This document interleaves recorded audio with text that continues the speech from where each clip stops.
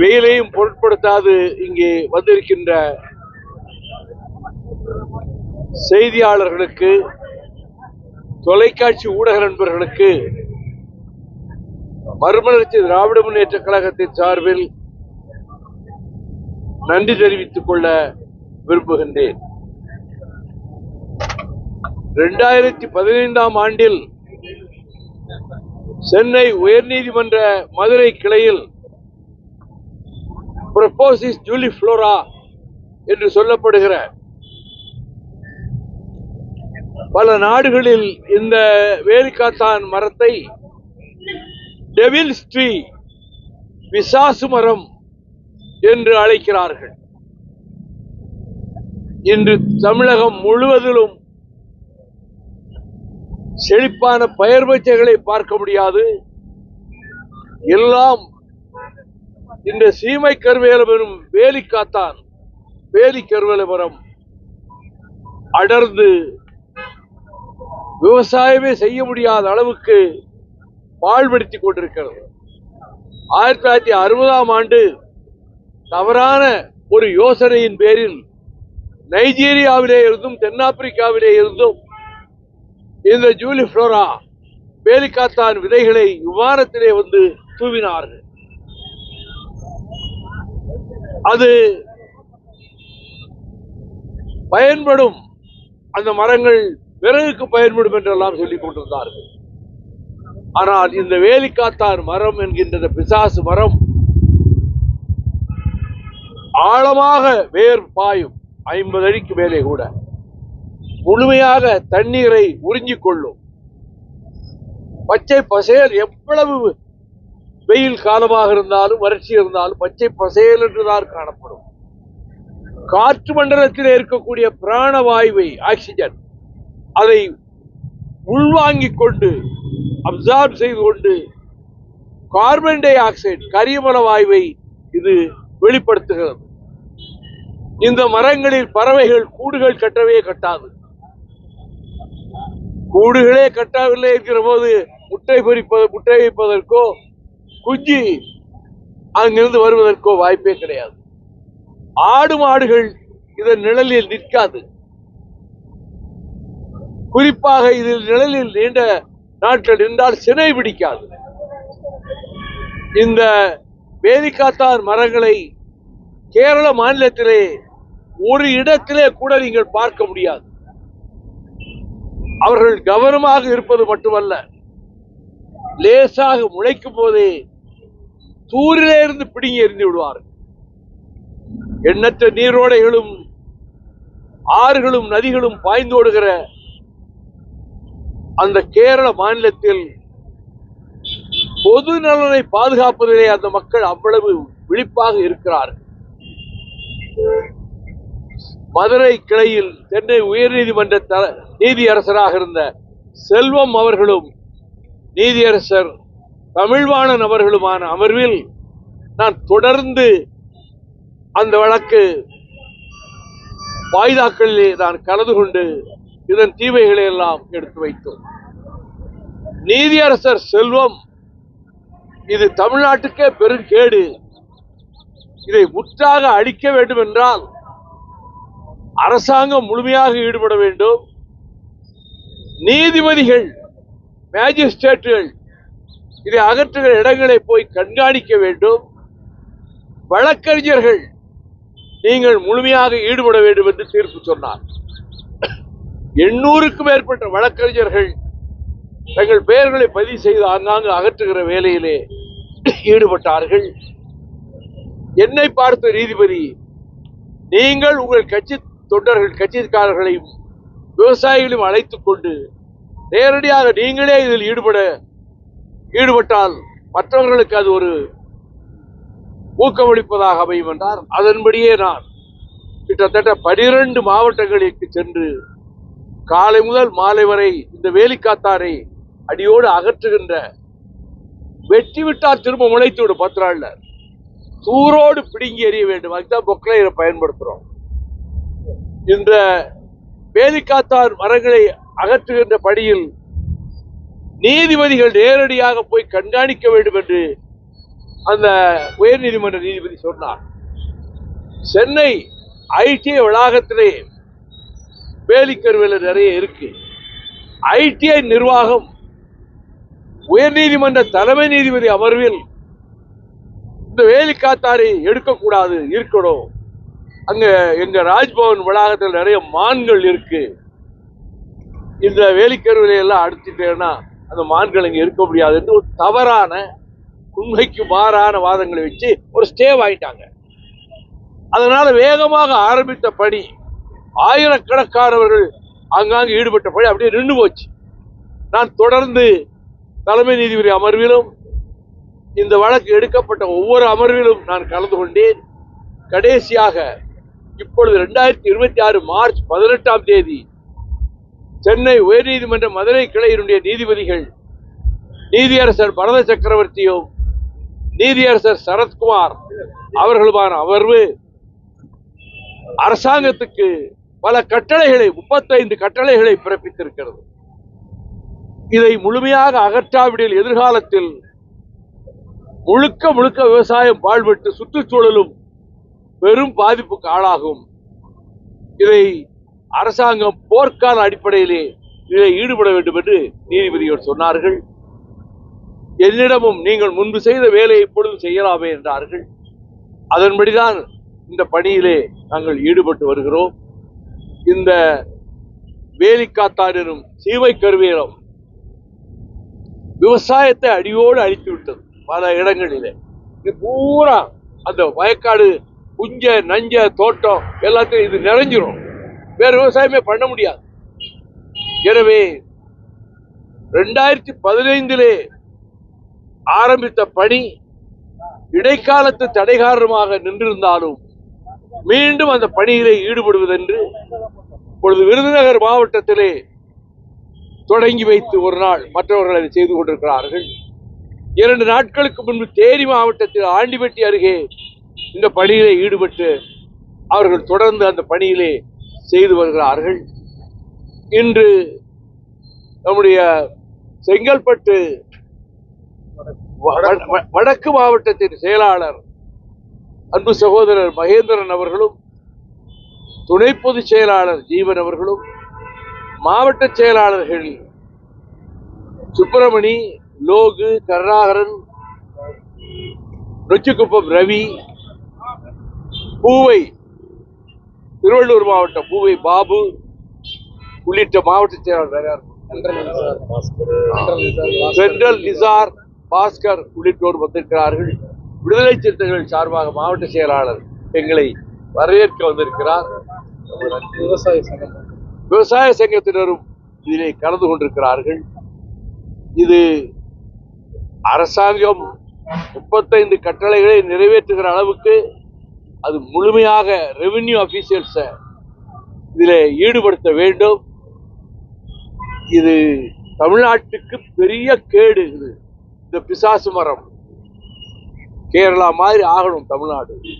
அதற்காகத்தான் மற்றவர்களை ஊக்குவிப்பதற்காக நாங்கள் முன்மாதிரியாக எங்கள் செயல்பாடுகளிலே தமிழ்நாட்டு வாழ்வாதாரங்களை காக்கின்ற பணிகளிலே எப்படி மறுமலர்ச்சி திராவிட முன்னேற்ற கழகம் தன்னை அர்ப்பணிப்போடு ஈடுபடுத்திக் கொண்டு இத்தனை ஆண்டு காலம் அது முல்லை பெரியாறு பென்னிக்குக் அணையை பாதுகாப்பதாக இருந்தாலும், நெய்வேலி நிலக்கரி நிறுவனம் வடநாட்டு பெருமுதலாளிகளிடம் போய் சேர்ந்து விடாமல் தடுத்த வகையில் வெற்றி கண்டு, நியூட்ரினோ அப்சர்வேட்டரி அதை தேனி மாவட்ட அம்பரப்பெருமலையிலே அமைத்து அமெரிக்காவுக்கு அணுக்கதிர்களை பூமிக்கு அடியிலே செலுத்துகிற அந்த திட்டத்தை உயர்நீதிமன்றத்திலே நான் பல மணி நேரம் வாதாடி தடை உத்தரவு 2015 வாங்கினேன். இப்பொழுது 11 ஆண்டுகளாக நிறுத்தப்பட்டிருக்கிறது. நியூட்ரினோ ஸ்டெர்லைட் நாசகார நச்சாலை தூத்துக்குடி மண்டலத்தை அழித்துவிடும் என்பதால் 18 ஆண்டுகள் இடைவிடாது போராடி நீதிமன்றத்தில், உயர் நீதிமன்றத்தில், தீர்ப்பாயத்தில், உச்ச நீதிமன்றத்தில் நான் மணிக்கணக்கிலே வாதங்களை வைத்திருக்கிறேன். கடைசியாக அது கடைசி சுப்ரீம் கோர்ட், ஹைகோர்ட்டுக்கு டைவர்ட் பண்ணி நீங்களே திரும்ப முழுமையாக விசாரிக்கணும்னு சொல்லி நீதியரசர் சிவஞானமும் நீதியரசி பவானி சுப்பராயன் அமர்வுகளே நான் 3 மணி நேரம் வாதங்கள் வைத்திருக்கிறேன். அது ஸ்டெர்லைட்டை நிரந்தரமாக மூடுகிற தீர்ப்பு கொடுக்கப்பட்டு விட்டது.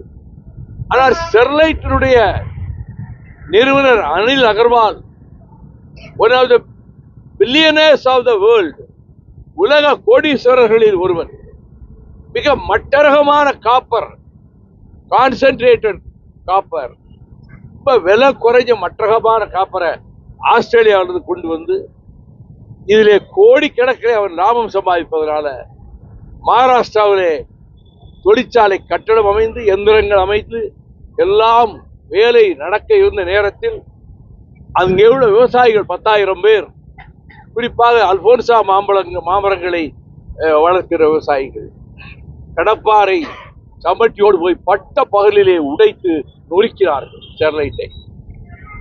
சீஃப் மினிஸ்டர் சரத்பவார் போலீஸை வித்யா பண்ணி அவங்க உடைச்சு நொறுக்கட்டுன்னு விட்டுட்டு மறுநாள் லைசன்ஸை ரத்து பண்ணாரு. ஆனா கோவா மாநிலத்துக்கு போற அனில் அகர்வால் வேதாந்தா குழுமம் இங்க உள்ள வராதேன்ட்டாங்க. அடுத்து குஜராத்துக்கு போறான், எங்க ஸ்டேட்ல அலோவ் பண்ண மாட்டேன்ட்டாங்க. இங்கே சகோதரி ஜெயலலிதா முதலமைச்சராக இருந்தார், வந்து பார்த்தார், கோரிக்கை வைத்தார், 7வது நாளே லைசன்ஸ் வாங்கிட்டார். வாங்கினது மட்டுமில்ல, அதனுடைய கண்டிஷன்ஸ் 250 மீட்டர் கிரீன் பெல்ட் இருக்கணும் இருந்ததை ஒரே வாரத்தில் அப்ளிகேஷன் போட்டு அது 25 மீட்டரா குறைச்சி ஆர்டர் வாங்கினாங்க. இப்படி பல்வேறு வாதங்களை வைத்ததனால்தான் அந்த வழக்கிலே வெற்றி பெற முடிந்தது. இதை நான் ஏன் குறிப்பிடுகிறேன் என்றால், மறுமலர்ச்சி திராவிட முன்னேற்ற கழகம் வெறும் தேர்தலுக்காக இயங்கிக் கொண்டிருக்கிற கட்சி அல்ல. தமிழ்நாட்டு வாழ்வாதாரங்களை வரிசையாக சோழ மண்டலத்தில் ஹைட்ரோ கார்பனை மீத்தேனை வரவிடாமல் தொடர்ந்து போராட்டங்களை நடத்தி, காவிரி மண்டலத்தில் அதை பாதுகாப்பதற்கான பிரச்சாரத்தை மேற்கொண்ட காலத்தில் தான் மேகதாட்டு அணை கட்டப்போகிறான் என்ற செய்தி வந்தவுடன் 2012 14 வருடங்களுக்கு முன்னால் 1000க்கும் மேற்பட்ட தோழர்களோடு நான் கிருஷ்ணகிரி மாவட்ட எல்லையில் இருந்து மேகதாட்டு அணை கட்ட அனுமதிக்கவே கூடாது, அது தமிழ்நாட்டில் 25 மாவட்டங்களினுடைய குடிநீருக்கு பேராபத்தாக முடியும், கொள்ளிடத்துக்கு தண்ணீர் வராது, மேட்டூருக்கு வராது, கல்லணைக்கு வராது, அங்கே 67.2 டிஎம்சி தண்ணியை தேக்க போறான் மேகதாட்டுல. இந்த மேகதாட்டு அணையை பொறுத்தமட்டில் நான் சொல்லுவது, மத்திய சர்க்கார் தான் இதிலே நமக்கு எதிராக இருக்கக்கூடிய முதல் வில்லன். ஏன்னா 2014 டிசம்பர்ல 7-8 தேதிகள்ல டெல்லியில அன்றைக்கு மந்திரியாக இருந்து மறைந்து விட்ட அனந்தகுமார் வீட்டில் ஒரு ஆலோசனை கூட்டம் போட்டு கர்நாடகத்தை சேர்ந்த அனைத்து கட்சி எம்எல்ஏக்கள், எம்பிக்கள், மந்திரிகள், மத்திய மந்திரிகள் கலந்து 2 நாள் ஆலோசனை கூட்டம் போட்டு மேகதாட்டை கட்ட முடிவு செய்தார்கள். மத்திய அரசினுடைய சுற்றுச்சூழல் அமைச்சர் பிரகாஷ் ஜவடேகர் கலந்துகிட்டு, நீங்க அணைய கட்டுங்க, ஏற்பாடு பொருள்களை சேகரிக்க, நாங்க வெளிப்படையா அனுமதி கொடுக்க மாட்டோம், நீங்கள் கட்டுகிற வேலையை நீங்கள் நடத்தி கொள்ளுங்கள் என்று ஊக்குவித்ததின் விளைவு, மத்திய சர்க்கார் ஊக்குவித்ததனால்தான் இப்ப 950 கோடிக்கு அலாட்மெண்ட் பண்ணி எல்லா கருங்கல்லு, சிமெண்ட், கம்பி எல்லாம் கொண்டு வந்து குவிச்சு வச்சுட்டான்.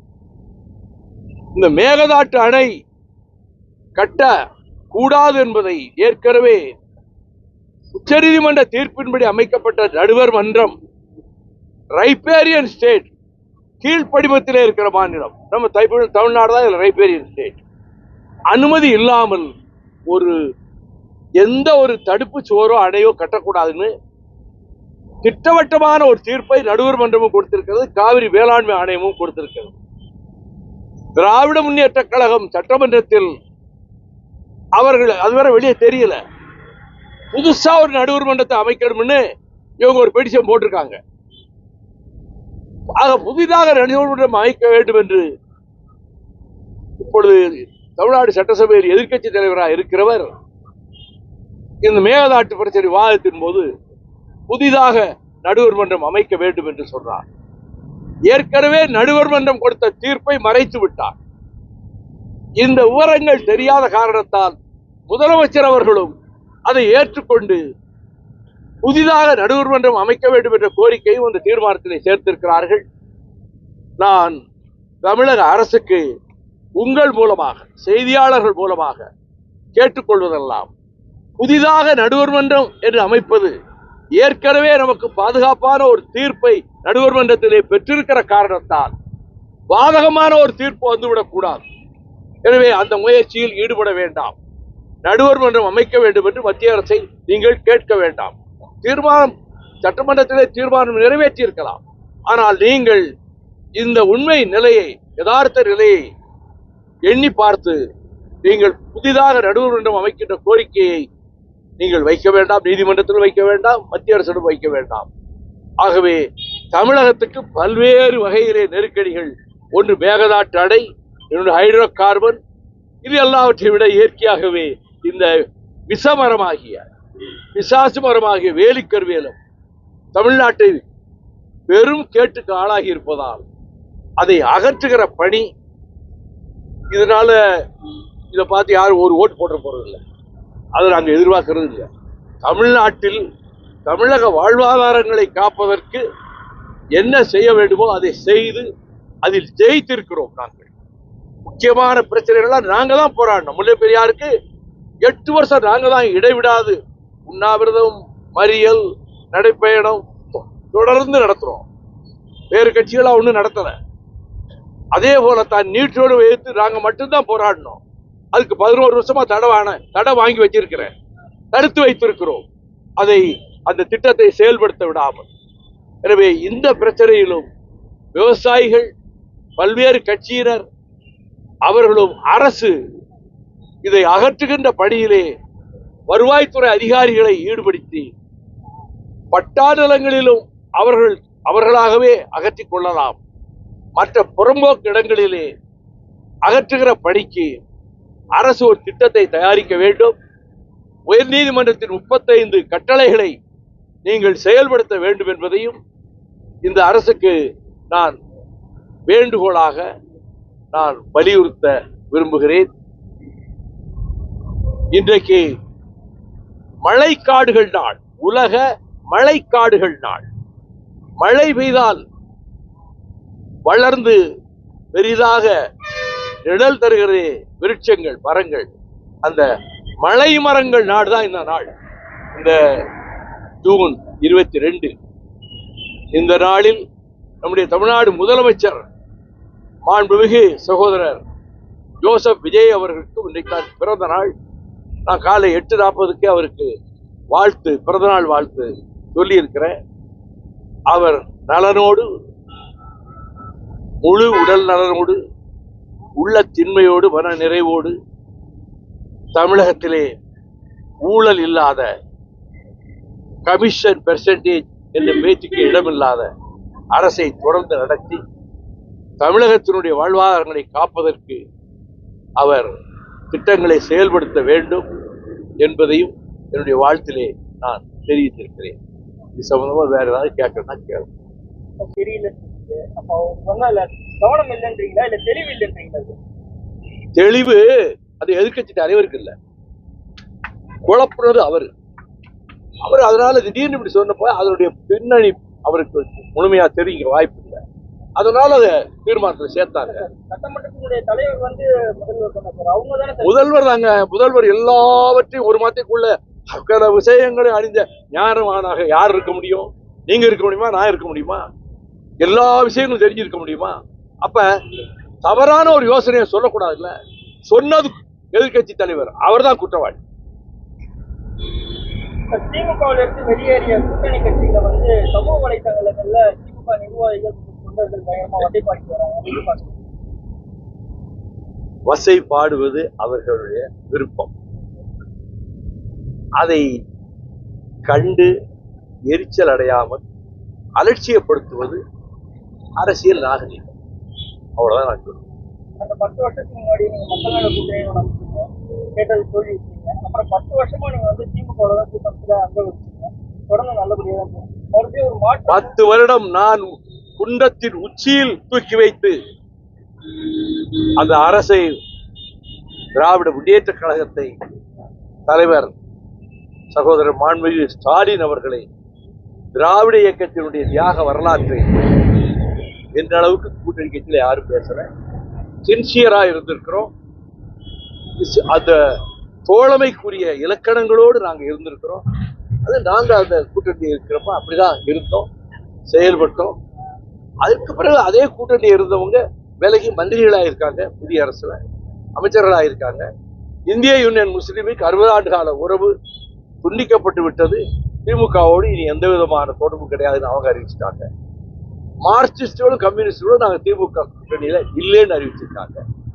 விடுதலை சிறுத்தைகள் கட்சியை பொறுத்தமட்டில் அவர் நல்ல உறவு, நல்ல நெருக்கம் ஒரு பக்கத்தில் இருந்தாலும் அவர்களே இந்த அமைச்சரவையில ஒருவரை அமைச்சராக்கி இருக்கிறாங்க. அதனால காங்கிரஸ் கட்சி அமைச்சரவையிலே சேர்ந்துருச்சு. கூட்டணியில் இருந்தவர்கள் எல்லாம் ஏற்கனவே விலகி இந்த முடிவு எடுத்திருக்கிறார். இந்த அம்மோனியா வாயு கசிவால நேற்றைய தினத்துல 66 பேர் வந்து மருத்துவமனையில அனுமதிக்கப்பட்டாங்க. இன்னைக்கு 5 பேர் இறந்துட்டாங்க. தொடர்ந்து இதுல வந்து அரசு எப்படி செயல்படணும்? ஒரு உடனடியாக இதற்கு ஒரு எக்ஸ்பர்ட் கமிட்டி, நிபுணர் குழு, எதனால் இந்த விபத்து ஏற்பட்டது, அந்த கவனக்குறைவுக்கு காரணம் யார், இதில் அவர்கள் மீது வழக்கு தொடுப்பது மட்டுமல்ல, இனி எதிர்காலத்தில் இப்படிப்பட்ட விபரீதமான ஆபத்துக்கள் ஏற்படாத வண்ணம் தடுப்பது எவ்விதம் என்பது அந்த நிபுணர் குழு, தகுதியான நிபுணர் குழு யோசனைகளை தெரிவிக்க வேண்டும். மறைந்த இறந்து போனவர்களுக்கு என்னுடைய ஆழ்ந்த அனுதாபத்தையும், மருத்துவமனையில் இருப்பவர்கள் பூரண சிகிச்சை பெற்று நலம் பெற வேண்டும் என்று நான் கேட்டுக்கொள்கிறேன். 12 மாவட்டத்துக்கு சென்று காலை மாலை இந்த சீமை கருவேலை மரங்களை நாங்கள் வளர்க்கணும் அப்படின்னு சொல்றீங்க. 12 மாவட்டங்கள்ல எந்தெந்த மாவட்டங்களும் இந்த சீமை கருவேலை மரங்கள் அதிகமா வளர்ந்துருக்கு? ராமநாதபுரம் ரொம்ப அதிகம். ராமநாதபுரம், அதுக்கு அடுத்து மதுரை மாவட்டம். இங்கதான் மற்ற வட மாவட்டங்களை விட அங்கதான் முழுக்க விவசாயத்தை அழிக்கிற அளவுக்கு படந்துச்சு. ராம்நாடு தான் இருக்கிறதுலே ரொம்ப பாதிக்கப்பட்ட மாவட்டம். Okay sir, thank you. சரி, ரொம்ப நன்றி.